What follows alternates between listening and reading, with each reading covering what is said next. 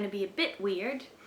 Not only am I drinking from a flask, but I just took 20 books off the shelf and I'm going to talk about them either until the battery runs out or until my card is full, whichever comes first.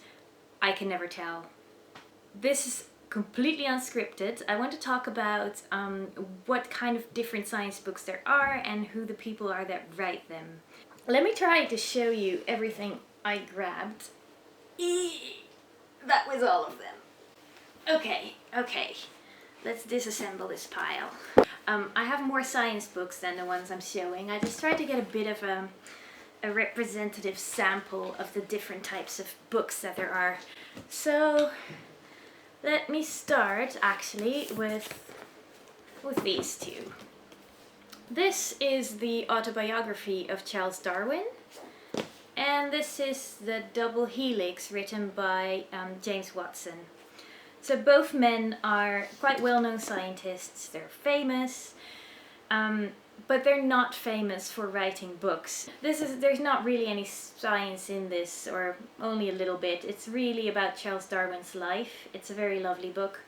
It's very pretty as well, and it feels nice. The Double Helix is more famous as a book compared to Charles Darwin's autobiography, I think. But again, the book is not what made Watson famous. He was already famous, and then he wrote a book that explains in a bit more detail his discovery, and Crick's and Franklin's and Wilkins. There were lots of people involved actually. Their discovery of the helical structure of DNA. So that's famous scientists writing books because they're already famous. That's one type of science books. Then there's these books I want to show.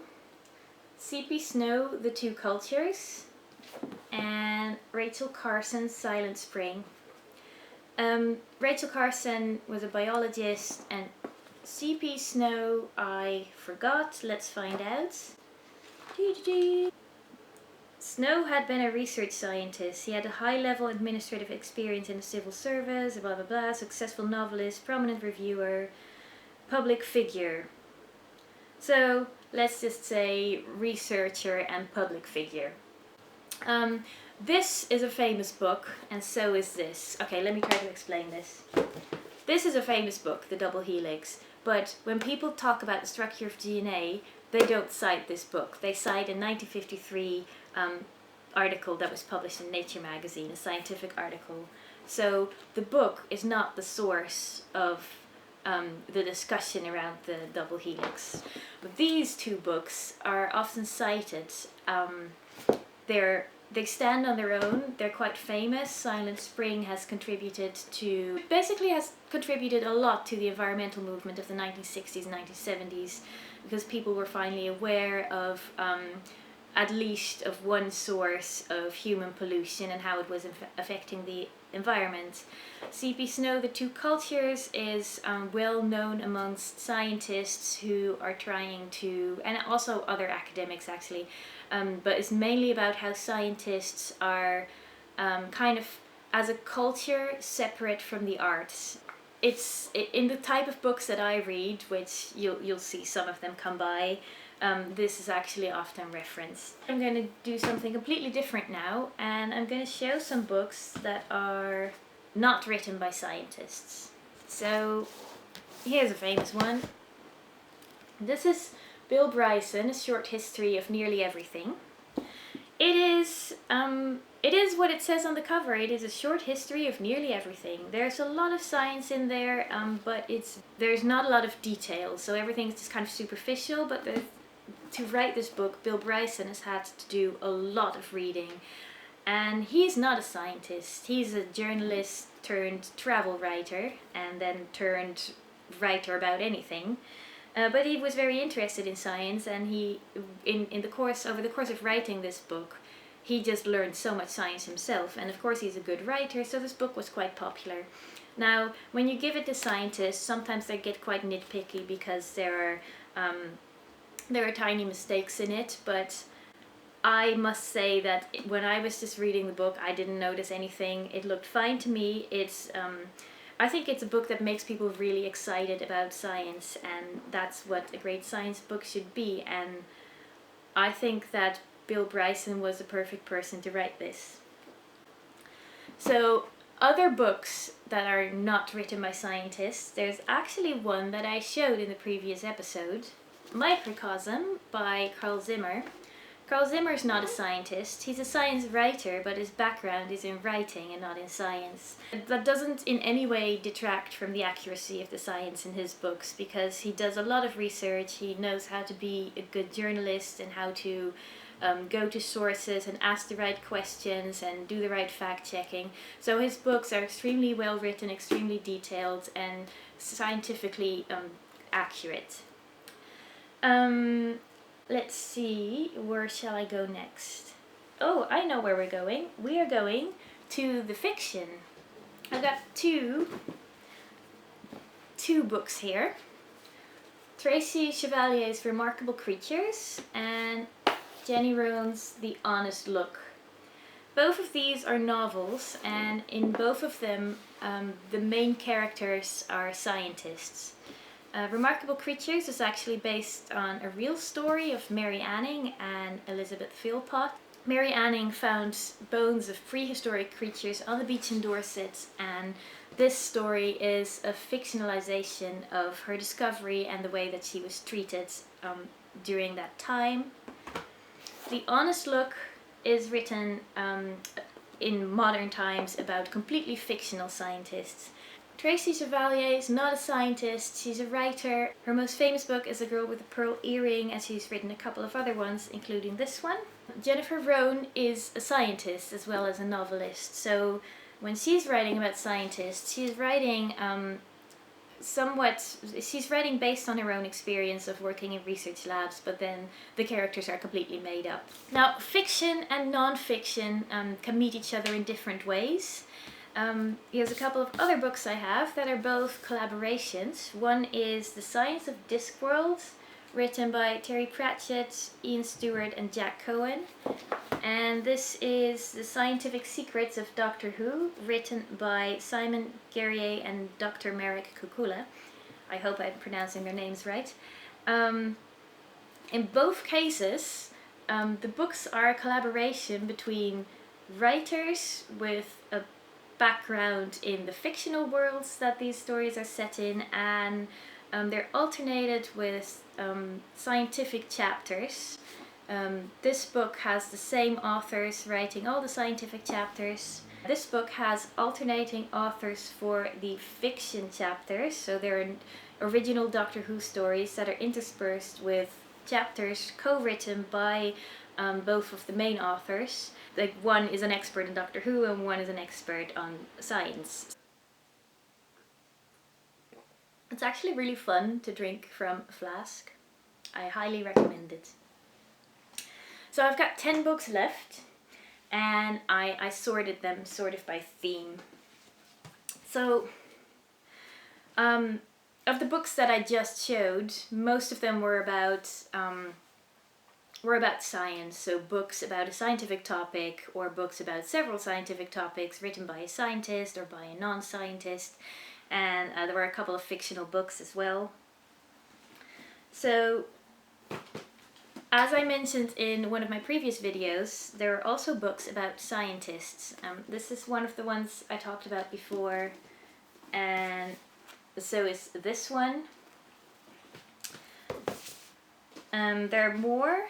There is The Jazz of Physics by Stefan Alexander, which is, although it's explaining a lot of physics, it's also very much about what it was like for him to be a scientist and combine that with an interest in music. And I have quite a similar book, Guitar Zero by Gary Marcus. He is a neuroscientist who was describing the process of learning to play guitar as an adult.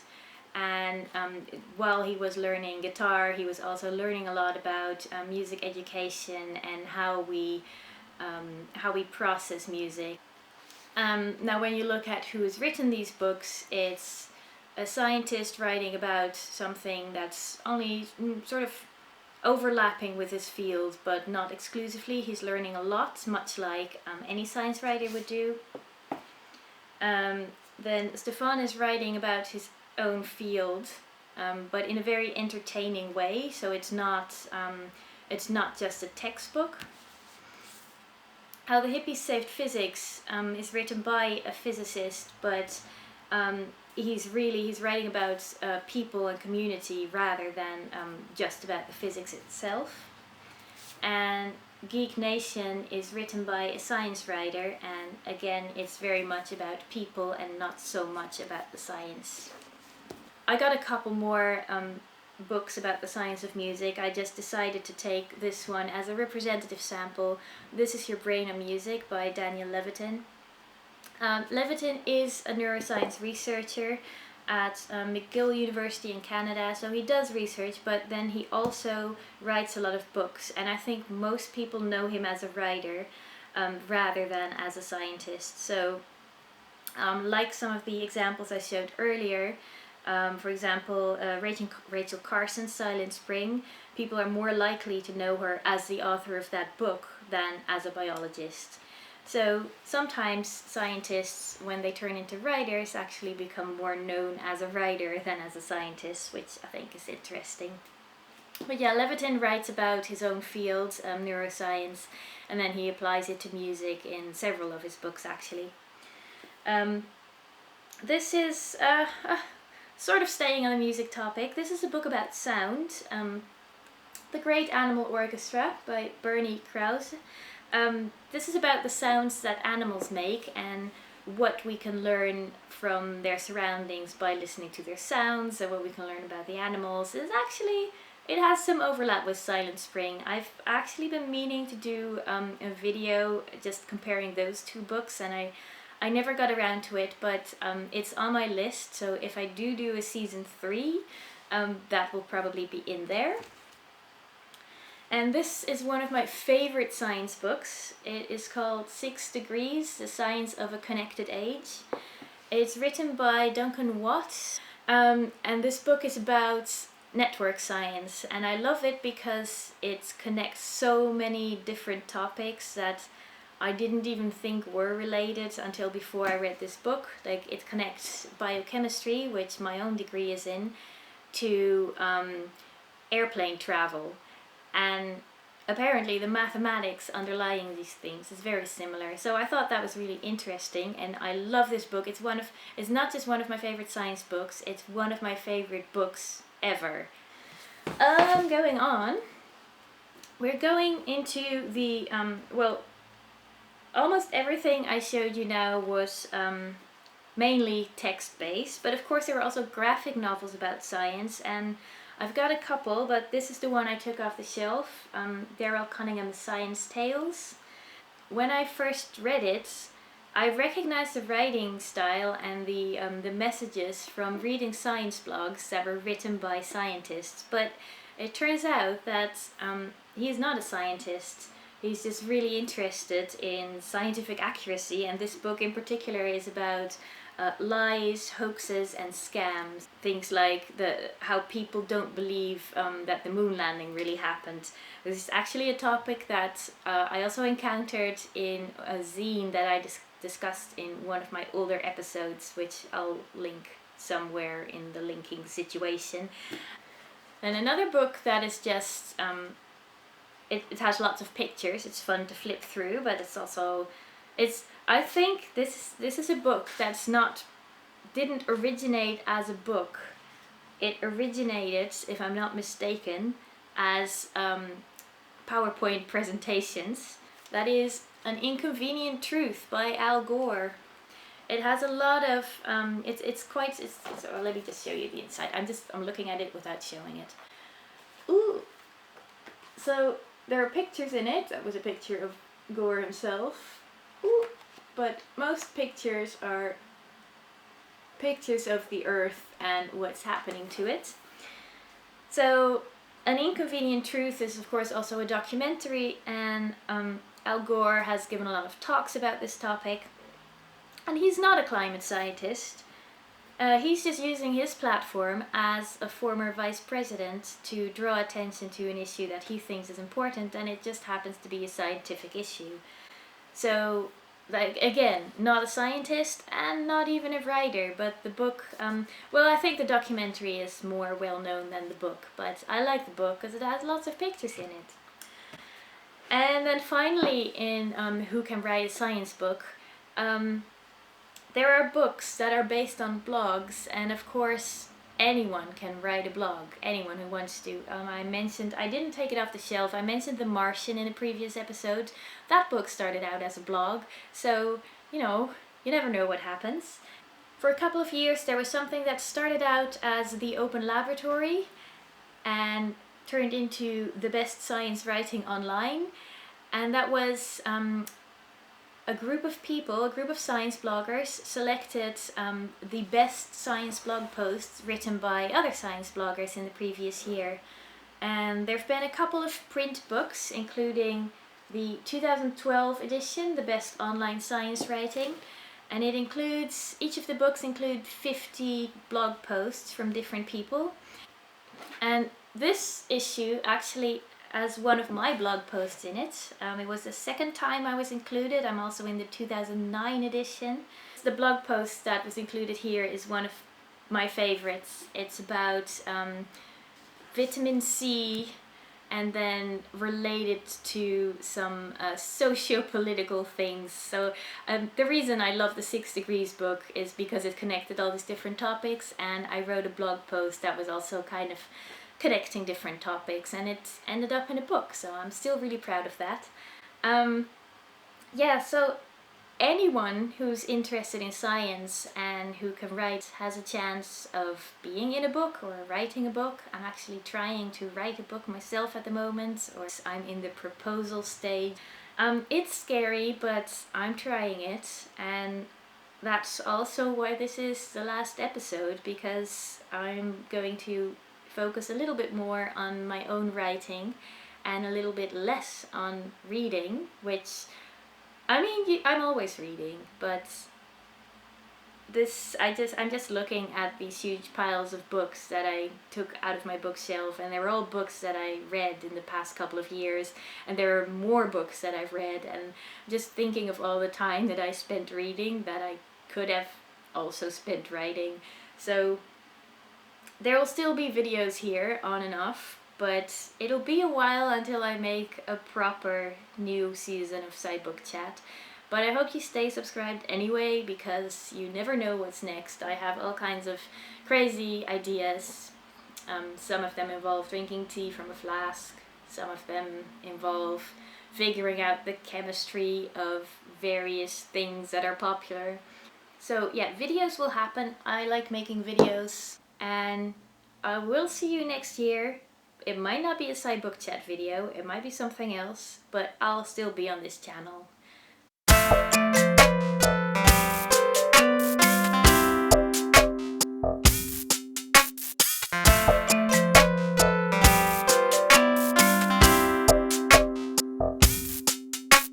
Okay, I've got a minute to go. I'm just gonna drink tea for a minute. I never really know when something is a dinosaur or not. I have more books than, well, obviously I have more books. I can't remember what you do. Ooh, feel it. I'm gonna have to do that one again.